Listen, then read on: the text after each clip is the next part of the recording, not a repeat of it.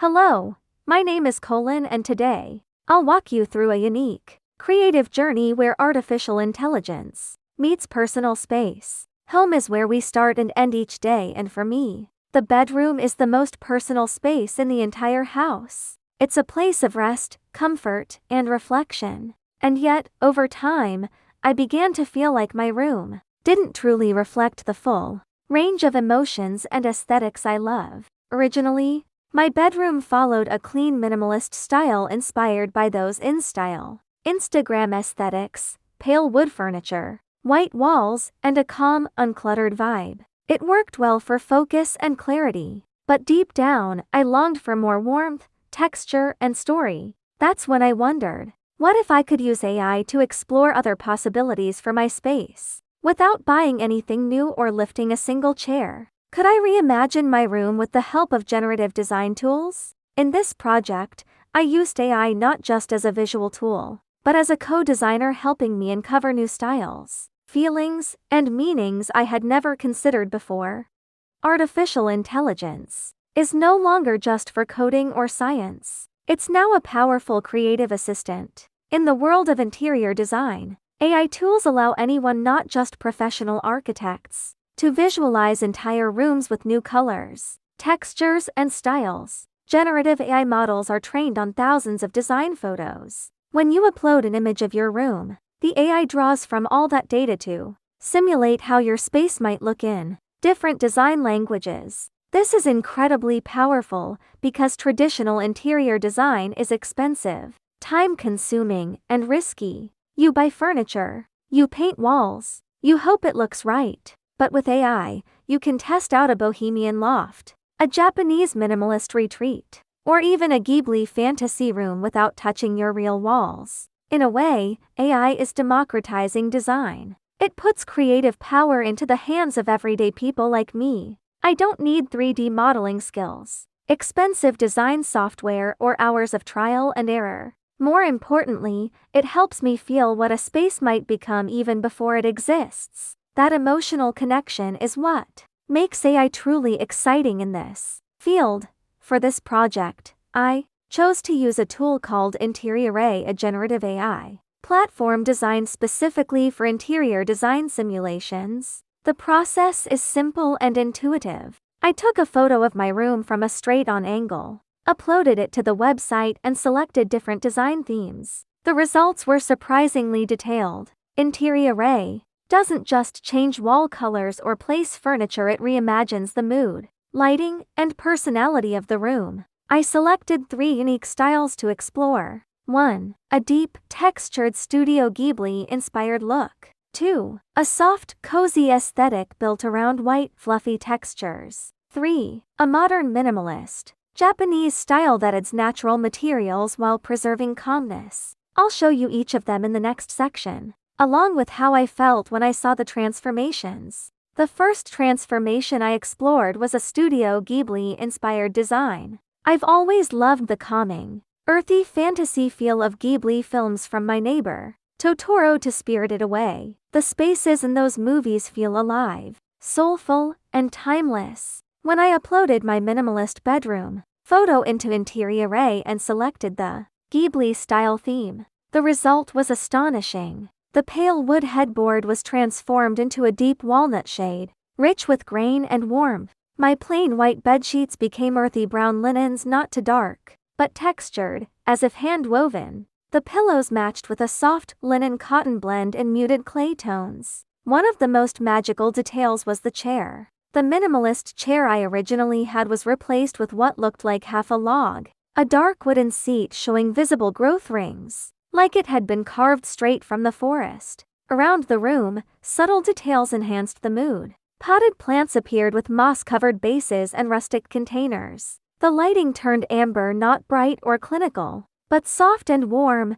casting gentle shadows across the furniture. It felt like stepping into a quiet forest cottage, far from the modern world. The room wasn't just decorated differently, it told a completely new story. What I loved most was how the space felt aged, but alive. There was a sense of nostalgia, not just for childhood, but for nature, history, and a slower pace of life. The second style I tried was a cozy, Warm aesthetic, something that felt soft, gentle, and comforting. With just one click, my bedroom changed from calm minimalism to a sanctuary of softness. The bedsheets turned into a plush, almost cloud-like white material, thick and fluffy like fox fur or velvet. My simple pillowcases became soft beige tones, with delicate stitching and inviting textures. The lighting changed dramatically. Instead of amber tones like in the Ghibli room, this style used milky white light, clean, bright, and peaceful. The entire space felt lighter, almost glowing.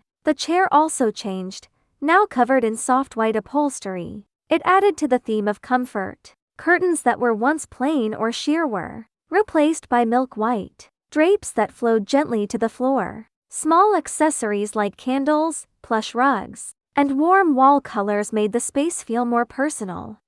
Like a quiet winter morning with a cup of tea. What stood out most in this design was emotional warmth. It wasn't flashy or modern, it was subtle, nurturing, and soft. This made me realize that even small visual cues, the softness of fabric, the warmth of light, can dramatically shift how a space feels, not just how it looks.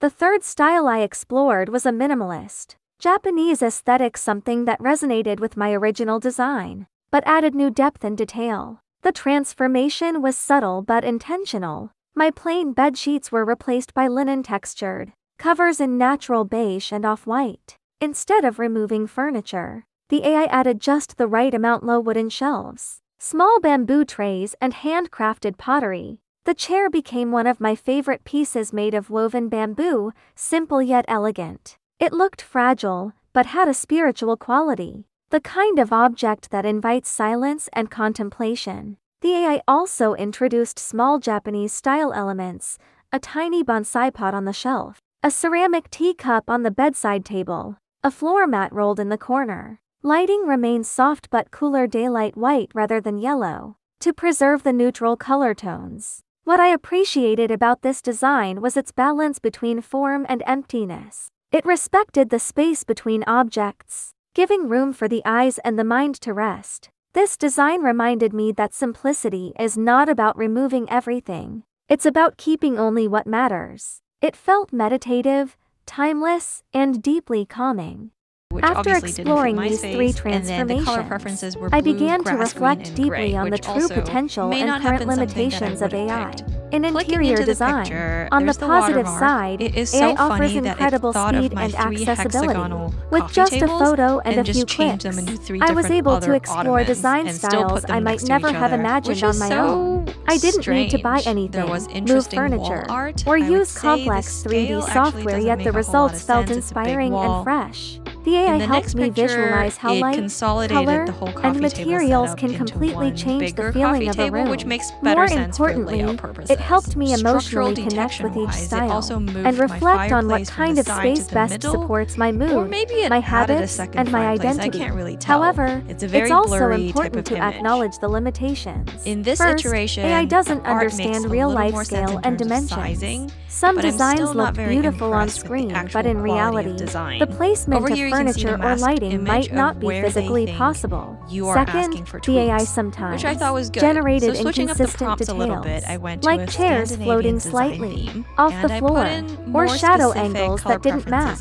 These remind us that AI is still just a simulation, not a substitute for real design thinking. Third, AI cannot fully capture texture, comfort, or interaction. A picture of a warm room is not the same as feeling a soft blanket, smelling wood, or hearing footsteps on tatami. Finally, I also thought about the ethical side. Will AI replace designers? Will everyone's home start to look the same if we all use the same tools? In the end, I realized this. AI is not the designer. I am. The AI gives me possibilities, but I still make the decisions. It's a creative partner, not a master. And that's what makes it so powerful when used wisely.